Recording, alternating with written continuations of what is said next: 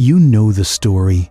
A mysterious piper in a coat of many colors strolls into a German town, plays an enchanted tune, and leads an army of rats into the river to drown. The grateful townsfolk refuse to pay him, so he comes back, plays again, and this time it's not rats who follow him. It's the children, all of them, gone forever into a mountain that swallows them whole.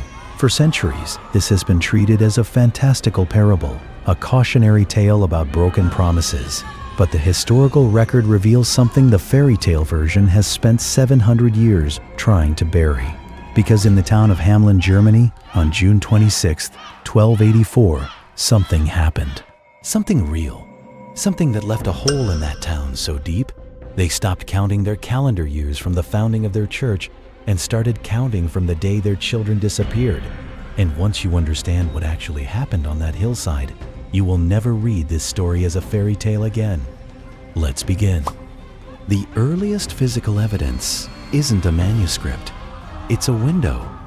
Inside the Market-Kirche, the market church at the center of Hamelin, there was once a stained glass window dated to roughly 1300, commissioned within living memory of the event itself. Eyewitnesses, or the children of eyewitnesses, were still alive when that glass was set into the frame. The window depicted a man in vivid, multicolored clothing, surrounded by children walking in a procession toward a dark hill. It survived for over 350 years until it was destroyed during renovations in 1660, but written descriptions of it survive in town records, and those descriptions agree on something chilling. The children in the window were not smiling, they were not skipping. Their faces, rendered in careful detail by an artist working from community memory, showed something closer to a trance. Blank eyes, open mouths, the kind of expression medieval artists reserved specifically for the possessed and the dying. Imagine the glazier in his workshop, decades after the event, carefully cutting colored glass under instruction from town elders who still remembered the screaming. He's not painting a story, he's painting a memorial. Every cut of glass is a name nobody will say out loud anymore. The church commissions this window not for beauty, but because Hamelin needs a place to grieve that doesn't require speaking the loss aloud. That's not the act of a town immortalizing folklore. That's the act of a town building a gravestone for children it never got to bury. The town's own chronicle entries make the historical core unmistakable. The earliest surviving manuscript reference, found in the Leuenberg manuscript dated to around 1440 to 1450, states plainly that in the year 1284, on the day of Saints John and Paul, a piper led 130 children born in Hamelin out of the town, and they were never seen again. Not the legend says, not according to myth, a direct factual entry in a town record book, written generations later, but copied from earlier town documentation that has since been lost. 130 children, a specific number.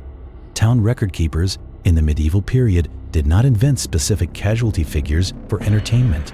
They recorded specific casualty figures because somebody needed to know exactly how much had been lost. And then there's the street.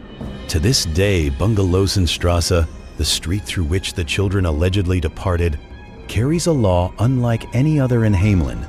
No music, no dancing, not now, not ever, not for any celebration, wedding, or festival.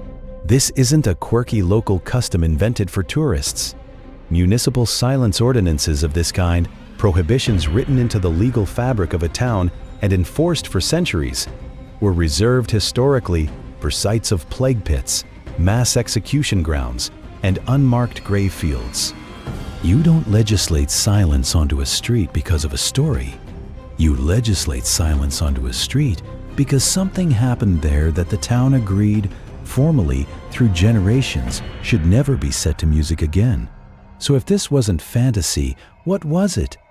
The most immediate historical answer lies in a phenomenon that swept across medieval Europe and has been almost entirely scrubbed from how we tell this story: the Children's Crusade. In 1212, 72 years before the Hamelin disappearance, a wave of religious fervor swept through France and the German territories. convincing thousands of children and adolescents that they alone, in their innocence, could succeed where armored knights had failed. They believed God would part the seas for them, the way He had for Moses, and lead them safely to Jerusalem to reclaim it. Charismatic child preachers, some no older than 12, gathered followers by the thousands. Entire villages emptied of their young as boys and girls walked south, singing, toward ports that promised passage to the Holy Land. What actually awaited many of them at the docks of Marseille was not divine deliverance. Historical accounts describe merchants offering free passage only for the ships to be sailing not toward Jerusalem, but toward the slave markets of North Africa. Some children drowned in shipwrecks before they ever reached a port. Others were sold the moment they stepped off the gangplank, their innocent faith converted directly into profit by men who understood exactly what an undefended column of children was worth. By 1284, the institutional memory of charismatic figures luring children away with promises of paradise was not ancient history. It was within the living memory of grandparents. A stranger arriving in a town, dressed strikingly, speaking with the kind of magnetic confidence that could move large groups of children to follow him voluntarily and without their parents' knowledge, would have triggered exactly the kind of pattern recognition a traumatized post-Crusade society had been primed for. The piper, in this reading, was never magical. He was a recruiter, and the music in the story isn't enchantment. It's the persuasive, charismatic patter of a man who had perfected the art of making abandonment sound like adventure. But the children's crusade explanation, devastating as it is, doesn't account for the rats. And the rats are not incidental. The rats are the first half of the warning. To understand the rat plague that opens the story, you have to understand what was actually happening in German river towns in the 13th century. Hamelin sat on the Weser River, a major trade artery, which meant it was also a major artery for the black rat, Rattus rattus, the species that would later carry the fleas responsible for the Black Death less than a century afterward. Town granaries along trade rivers were chronically, catastrophically overrun. Contemporary accounts from towns up and down the Weser describe rat infestations so severe that grain stores were rendered unusable within weeks. Livestock feed had to be guarded around the clock, and families reported rodents entering cradles at night. This wasn't whimsical exaggeration for a children's story. This was the lived terror of a population that understood, on some animal level, that the rats crawling through their walls were a death sentence nobody could yet name. Into this terror walks a man who claims he can solve it. Rat catching was an actual documented profession in medieval Europe, and rat catchers frequently used pipes, whistles, or high-frequency tonal instruments because rodents are acutely sensitive to certain pitch ranges, a fact rat catchers exploited deliberately to herd rats toward traps or water. The piper wasn't a sorcerer. He was a tradesman, employing a known practical technique for a real and devastating infestation. The town's desperation was real. Their hiring of him was real. What happened next is where the story stops being about pest control. The contract, as every version agrees, was a payment dispute. The piper cleared the rats. The town council refused to pay the agreed sum. Some versions citing greed, others citing a belief that since the rats had already been dying off from disease that season anyway, the piper hadn't truly earned his fee. Either way, what you have on record is a town of powerful men collectively deciding that a contractual debt to an outsider, a man with no local family, no local standing, no one to advocate for him in the town council, simply didn't need to be honored. And here is where the story's true horror begins. Because what the legend frames as supernatural revenge reads, in the cold light of medieval social hierarchy, as something far more mundane and far more disturbing. A man with no power was cheated by men who had all of it. And the only leverage he had left was the one resource a desperate, distracted council had stopped guarding closely enough: their children. Consider the timeline the legend insists upon. The piper returns not during a feast, not during a market day when adults are gathered and alert, but specifically while the town is at church. Sunday morning, Every adult inside a stone building, doors closed, attention turned toward the altar. This is not incidental staging. This is the precise window in which 130 children, unsupervised in the streets, would be most reachable, and the adults who might intervene would be the least available. Whoever first told this story, whoever first wrote down what actually happened on that hillside, encoded into the narrative the exact operational conditions an abductor would require. A children's story doesn't need its villain's plan to be tactically sound. A memory of an actual crime does. And then there's the mountain. Every version of the legend agrees the children were led to a hill outside town, and that hill opened, swallowing them before sealing shut forever. Strip away the magic, and you are left with a far more literal possibility that local historians in the region have pointed toward for decades. The hills surrounding Hamelin are not metaphorical. They are riddled with genuine cave systems, sinkholes, and unstable limestone formations, the kind of karst landscape where the ground does, in documented geological fact, occasionally and catastrophically give way. A landslide, a sinkhole collapse, a cave-in during a flash flood, any of these, striking a column of children walking through unfamiliar terrain at the edge of town, would have produced exactly the outcome the legend describes. The earth opening. The children disappearing. No bodies ever recovered, because in a genuine geological collapse, there often aren't any to find.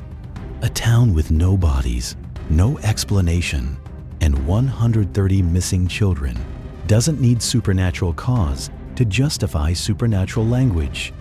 Grief that absolute reaches for the language of magic because the language of accident isn't large enough to hold it. But perhaps the coldest interpretation, and the one that historical demographers find most persuasive, has nothing to do with crime or catastrophe at all. It has to do with land. The 13th century saw an aggressive wave of eastward German colonization, a documented historical movement in which noble landowners actively recruited young settlers, frequently the second and third sons and daughters of established towns who had no inheritance prospects at home, to populate newly conquered territories in regions like Pomerania, Moravia, and Transylvania. Recruiters, known as locators, traveled from town to town, specifically targeting the young and landless, offering them tax exemptions, free land grants, and a fresh start far from the rigid inheritance hierarchies that left younger children with nothing. Town records in parts of Transylvania to this day document surnames, dialect quirks, and town naming conventions that trace directly back to the Hamelin region. An entire generation of Hamelin's children may not have vanished into a mountain at all. They may have simply walked east, following a recruiter's promise of a better life, never to send word home, in an age when a letter could take a year to arrive, if it arrived at all. If this is what happened, then the piper was never a villain. He was a labor recruiter, dressed memorably, doing exactly the job he was paid to do. And the true horror is an abduction. It's something quieter and arguably worse. A town's children left voluntarily for a future their own home couldn't offer them, and the parents left behind, unable to bear the shame of admitting their children chose to leave, rewrote the story so that the children were stolen instead of departed. Magic is, after all, a far kinder story than abandonment. A mountain swallowing your child by sorcery lets you grieve them as a victim. A child who simply walked away toward a better life lets you grieve nothing but your own failure to give them one. Whichever explanation carries the most truth, religious fervor weaponized by traffickers, a debt collector turned abductor, a geological catastrophe, or an economic migration too painful to name honestly, every single version shares the same foundation. Something devastating happened to the children of Hamelin in 1284. Something so devastating that a town built a law of silence around a single street and kept it for over 7 centuries. Something so devastating that medieval glaziers immortalized blank, trance-like faces in colored glass rather than let the memory fade naturally. A town does not manufacture a 130-year-old factual chronicle entry, a permanent musical prohibition, and a memorial window for a story it invented purely to entertain children. The Brothers Grimm, when they eventually collected and published this tale centuries later, did what they so often did with German folklore. They preserved the emotional core of a community trauma while stripping away the specific, unbearable details that made it too painful to tell plainly. They gave us a piper, a debt, a mountain, and an ending vague enough that children could hear it as a morality lesson about broken promises rather than what the town of Hamelin actually lived through. A single Sunday morning, an empty church congregation returning to the streets to find their children simply, irrevocably gone.